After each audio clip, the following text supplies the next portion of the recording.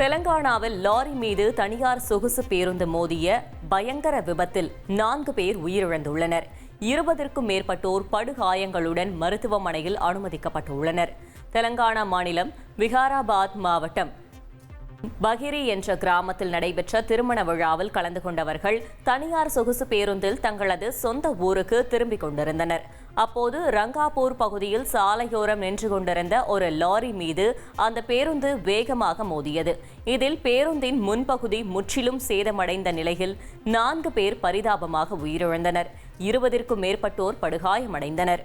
திருப்பூரில் சாய ஆலை கழிவுநீர் தொட்டியில் விஷவாயு தாக்கி 3 பேர் உயிரிழந்த சம்பவத்தில் ஆலை உரிமையாளர் உள்ளிட்ட 4 பேர் மீது போலீசார் வழக்கு பதிவு செய்துள்ளனர்.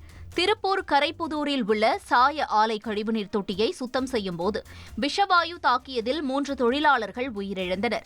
இந்த சம்பவத்தில் ஆலை உரிமையாளர் நவீன், பொது மேலாளர் சார், என்னோட ரெசிக்னேஷன் எதுக்கு? நானே ஜாப்ஸ் உருவாக்கி பாஸ் ஆகலாம்னு இருக்கேன். எப்படி? பாஸ்வாலா Be the boss. Dhanapal, supervisor மற்றும் லாரி ஓட்டுநர் சின்னசாமி ஆகியோர் மீது கவனக்குறைவு, மனித கழிவுகளை மனிதனே அள்ளுதல் உள்ளிட்ட 3 பிரிவுகளின் கீழ் பல்லடம் போலீசார் வழக்கு பதிவு செய்து விசாரணை மேற்கொண்டு வருகின்றனர்.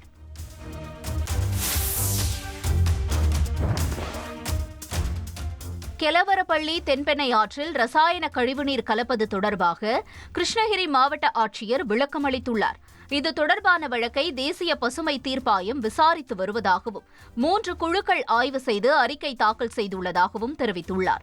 இந்த விவகாரத்தில் நீதிமன்றம் பிறப்பிக்கும் உத்தரவின் அடிப்படையில் நடவடிக்கை எடுக்கப்படும் எனவும் கிருஷ்ணகிரி ஆட்சியர் தினேஷ்குமார் கூறியுள்ளார்.